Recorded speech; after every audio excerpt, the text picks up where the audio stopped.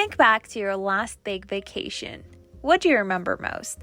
Is it every single day, hour by hour, or is it probably that one incredible moment?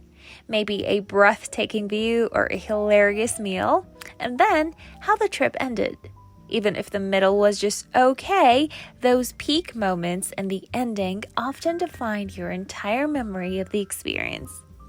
Now, apply that to your investments. Have you ever had a stock that soared incredibly high for a moment, then crashed, but you only remember the glory days?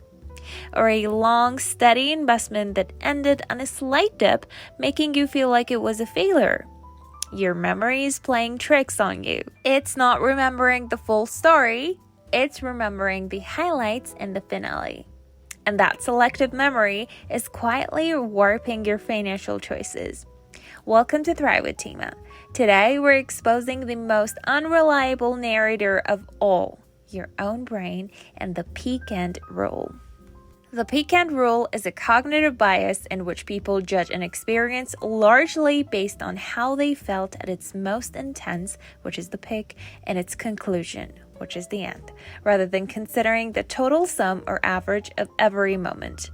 This bias was another groundbreaking discovery by Nobel laureate Daniel Kahneman and his research partner Amos Tversky. This isn't a quirk, it's a fundamental shortcut our brains take.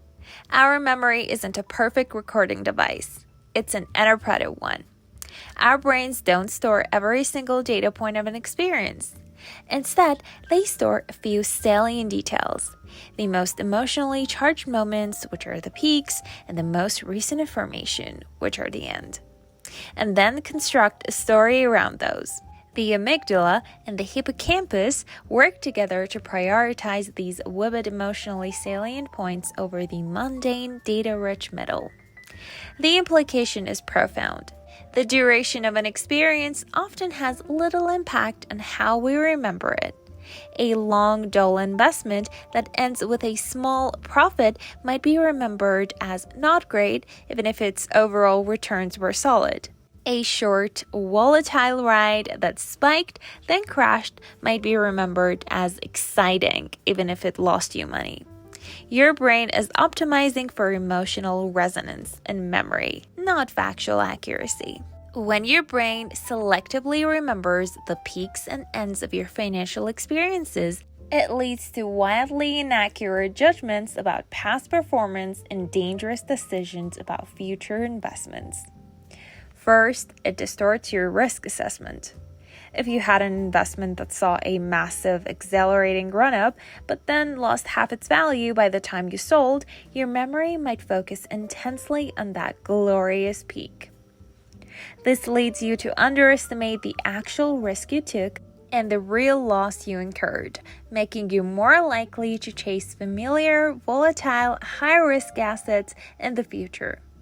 Conversely, a steady, low volatility investment that had a slightly negative end might be remembered as bad, even if its overall performance was superior. Second, it influences your entry and exit points. Investors often hold on to a losing stock because they remember its past peak value, which is an anchor. They believe it should go back to that high point, ignoring its current trajectory. Or they sell a solid long-term asset because of a recent dip, which is the end, forgetting years of consistent gains. Your decision to buy or sell is often driven by an emotionally charged memory of a peak or an end, rather than a rational assessment of the entire journey. Finally, it fosters a false sense of success or failure. You might feel like a brilliant investor because you hit one peak trade, even if your overall portfolio is stagnant.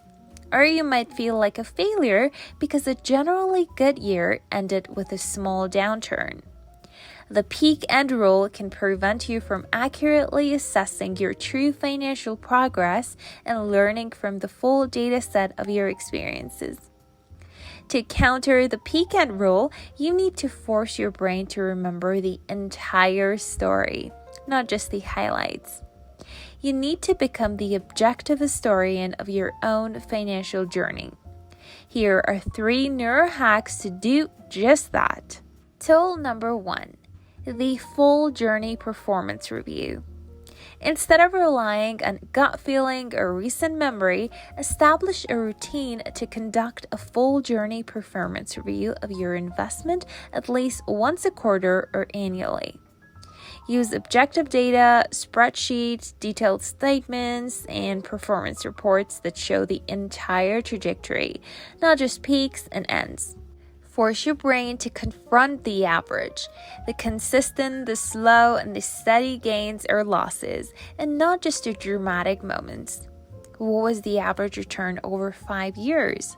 What was the actual range? Tool number 2, journal your mundane wins and losses. As we discussed with the decision journal, writing things down is incredibly powerful. Actively journal not just your big wins or losses, but also the consistent, boring progress. Did you stick to your budget for a month? Noted. Did your index fund tick up by a consistent 0.5% this week? Noted. By intentionally recording the unremarkable, you train your brain to value the consistency and the accumulation over time, rather than just the dramatic, memorable events. You're building a more robust memory. And tool number 3, focus on system, not outcomes.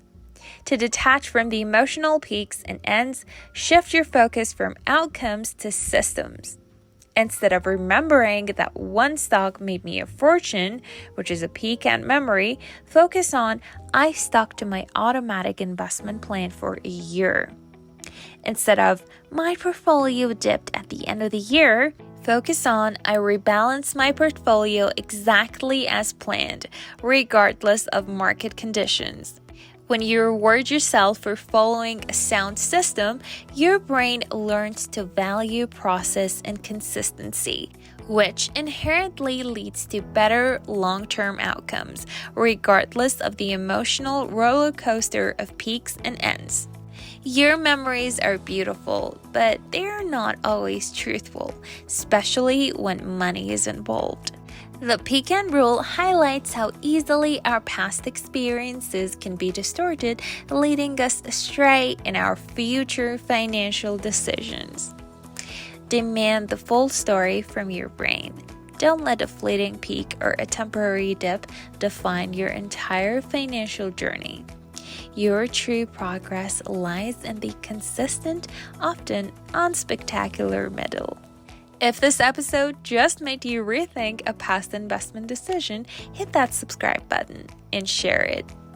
Thank you for joining me on Thrive with Tima. Now go remember your real story. Love you, mean it, Tima.